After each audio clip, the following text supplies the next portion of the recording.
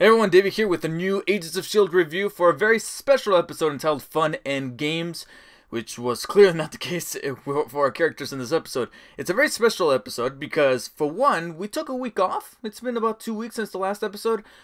I don't know why they had an episode on Christmas weekend, but then not one on New Year's weekend. I imagine because they were doing like a marathon of movies or something. I don't know. I honestly don't know why they did that. But we returned this week with the other reason for why it's special. It is Clark Gregg, our very own director of S.H.I.E.L.D.'s directorial debut behind the camera, and it showed because there were several risky choices made in this episode that I was just not expecting, especially for how early technically we are in the season, because this is technically episode 6, and yet a whole lot of shit happens towards the back half of this episode. Leading up to that, however, I will admit the episode started slightly slowish-ish, and that's not exactly a bad thing because it felt like a proper build-up. The first half or so was all about Fitz now being within the realm of this station and being within the vicinity of these villains and these things that he's trying to create a plan with and be like, okay, how can I earn their trust so that later on when shit goes down, I at least feel like I'm within the inside and I can kind of take things out from the inside. So I knew Fitz's plan, so it's a little weird that there were some writing choices that felt kind of iffy, because I gotta be honest, I thought that Gemma would catch on to what was happening, and yet her and Daisy were just not realizing what is Fitz up to, and I'm like, I think you should have known by then. And the other thing that kind of caught me off guard was that Enoch was explaining who he was long after he made his introduction. I feel like you should have mentioned that like at the end of the last episode where he barely woke up, and yet here he is right after he says she's the destroyer of worlds, she should fight to death. He knew like he knew what he was doing, and yet the very next moment Enoch is like, you know, you are so and so, a ravager of the. Yeah, I'm like, I don't know, there's just something, it just bugs me, and I know that's very nitpicky and very uptight, but I just feel like the writing should have been switched there. I don't know, maybe it was a overlook on the writer's part, but as the episode progressed, the writers felt like they were getting back on track, as well as Clark directing, because it felt like a S.H.I.E.L.D. episode that blended in with the others, while at the same time being able to do things with the characters that did stand out, especially the risky moves it took as it progressed and things got going. And it's funny because Coulson and all that stuff that was happening with the kid going through Terrigenesis didn't have an awful lot of screen time. And I feel like maybe that was done on purpose because Clark Gregg was directing. And I know that he's done projects before where he was the main actor and directing, but that's a full-on movie production. Here, it's almost like he wanted to take a break from acting a good while so that he can really focus on the directing. And it showed that because most of the stuff that's the strongest here in this episode was the stuff where he wasn't on screen. Whereas the stuff where he was on screen with Tess and Mac and all of them, and the whole thing with the Terrigenesis and the kid and What's-His-Face Grill, it didn't take up an awful lot of screen time. Now, fortunately, like I said, things got rolling when this episode started to not give a fuck. Because as soon as Ben, our telepath, gets killed, just flat out killed right there and then in front of Daisy's eyes, like she put it, that's when I knew, yeah, things are going to elevate from this point forward, and Fitz has something happening with the plan that he's kind of putting together. I will admit though, said plan was getting me kind of nervous because I did feel like Fitz was walking on thin ice when he was starting to talk some major shit to the people around him, so I'm like, dude, tone it down a little bit. But it taps into not only his smarts, but also a few character moments with him, where even with this conversation with Cassius, he was mentioning certain things that happen even in the framework, some callbacks, and I'm like, okay, that's cool character writing. And then again, the shit then goes down on both parties, from both sides of the spectrum here, where they're kind of separated, but still things happen, and then characters get killed off. We killed off Ben, who had a really cool fight scene with May, who we finally see pop out in this episode. It's funny because Shoeless left on a slightly cliffhanger-ish type of thing the last time we saw her, and yet the very next episode was all about Fitz, and because we haven't seen Fitz in a while, I forgot about her, and I feel kind of bad for that. But now we know that she's okay. She's got a fucked up leg, but besides that, Fitz managed to save her-ish by sending her to the surface, so I'm kind of excited and at the same time kind of tense as to what's going to happen there, because we know what happens to people that get sent to the surface. But it's May.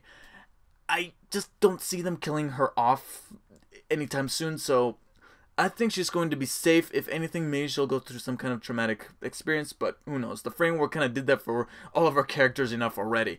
However, what was really the stepping point for me that made me go, okay, we are cleaning house is when they flat out killed Tess, who I thought was going to be a character who was going to stick around right after killing Grill. Grill, I wanted him to die because I was getting tired of the character, but not in a bad way, but more in a good way where I'm like, yeah, this guy's built to be fucking annoying and an antagonist and a dipshit and a sleazeball. So I'm glad to not only see him get killed, but also killed by a kid who went through Terrigenesis and has a really cool power, being able to control what seems like they call geokinesis, which is basically he can control things that have to do with the earth, like rocks and stuff like that, and that's how he kills them. So I'm interested to see how this kid is going to factor into their escape plan now that they're free from Grill, free to roam around the station. But having killed off Tess is where it made me go, okay, this episode's cleaning house. I need, along with Grill and then that telepath getting killed off, which means that they're just axing people left and right in this episode. In just one episode, they killed off 3 people that I thought were going to be mainstays for the remainder of the season, or at least this first half of the season-ish. That's what made me go, you know what? Well, as soon as this episode's done, I'm going to look it up. Sure enough, it turns out that this episode's being split up into 2 pods. This first half is going to be all about the space stuff, and it looks like we're moving away from the imprisonment of the station and then possibly going into the outer space where we not only go to the surface, but we also go to the moon, but also Earth, to figure out who was sending out that signal, which means it's probably going to be time to bring out Deke from wherever he got encased there, which I will admit was a relieving point from the past 2 episodes. No, I think it's almost like the writers knew that Deke was getting on our nerves, so for the past 2 episodes he's been gone. But if he's going to serve the story in a way where it's going to be like, okay, we're moving away from the imprisonment of the post-apocalyptic station, and we're progressing forward to getting our characters back to the current time. Sadly, it does look like Deke has some big purpose there, especially if that is, in fact, his father being on the surface. It's time to pull him out. This whole notion of moving things rather quickly gets cemented then by Daisy, Fitz, and Simmons, all 3 of them escaping the clutches of Cassius during that ending fight where it was a pretty cool little exchange between Daisy and the girl with the balls.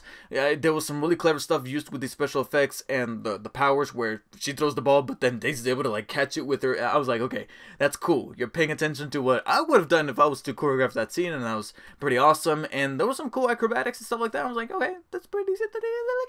And not only do they escape with Fitz doing a really cool backwards motion, closing that thing off, but then Simmons counter proposes to Fitz after Fitz proposed at the beginning where she couldn't hear him. That was really cute, but also really smart, and it's for characters that I totally ship because we've been with them for 5 years now. So it's like, okay, yeah, I totally buy that. So I'm scared because we all know that with shows like this where characters love each other, but you know that the show has their moments where they're not fucking around, especially with this episode where they killed off 3 characters that you thought were going to stick around for much, much longer.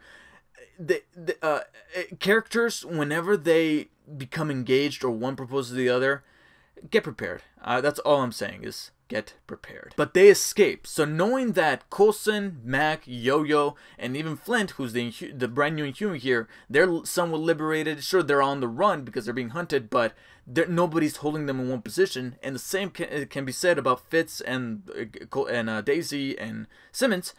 I feel like we're progressing things forward so that now Cassius, not only with Cassius, but also with his brother, who's played by Samuel Rilkin. And as soon as he walked out, I'm like, yes, this is some good casting, because not only does he bear a resemblance to our actor here who plays Cassius, but I really love this actor. He was an astonishing villain in the AMC series Turn, which was one of the most underrated shows that I think people should check out as of late, but he was also one of the most underrated villains on that show. Only Clark Gregg as director can he get General Simcoe from Turn and then Howard Hamlin from Better Call Saul in the same episode. And objectively, that's what we end up with at the end of this episode. Basically, we have our characters in a brand new place than they were this entire time, and being that they don't have a significant connection to this post-apocalyptic type of colony within the station, it's time to go to the surface. But of course, they're probably gonna need Deke because it's his father who's out there potentially, so they have to get him back,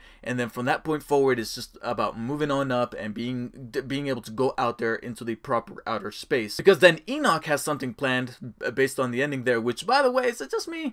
Would that be considered racist? Dyeing himself blue as the Kree? I feel like there's an allegory there somewhere. So even though the entire Fitz-centric episode from the last time is still my favorite of the season, this one you know, it's definitely one of the highlights, because it started off just a little kind of weird with the slow pacing and then some writing choices that I thought were just a little bit switched around, but as it moved forward, it showed me that, okay, you're cleaning house, you're progressing things forward, and because you managed to wrap up certain storylines by killing off some of those characters in a way that didn't feel not necessarily shitty, I'm like, oh, why'd you kill that off? Is it for shock value? No, it's more like the show's trying to say, yeah, we're moving forward, we're not going to stick around in this space station forever. We understand that this thing's 22 episodes, we're not going to just stick here for the entire time. It's time to go to still stay within space, but then move to a brand new setting with our characters, and being able to escalate the stakes with the fight between Coulson and his team versus the Kree led by Cassius, and now it's time to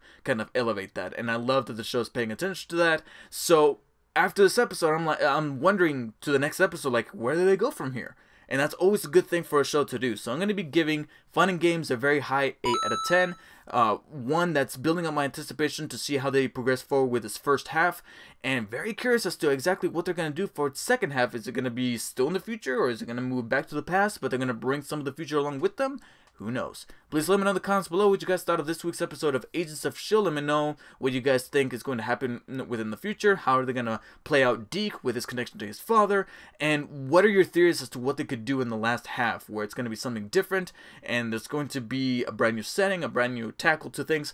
Who knows? Please let me know all your feedback. Make sure you support this video by hitting like and share, and don't forget to subscribe for more S.H.I.E.L.D. reviews coming very soon. Until next time, guys, see you all later. It kind of tries to do what certain other asymmetrical multiplayer games do, where one character is this big powerful thing and then the other characters are just regular humans trying to take it down. I'll allow Friday the 13th right now. Evolve, however, wasn't as pristine and polished as, well, neither is Friday the 13th.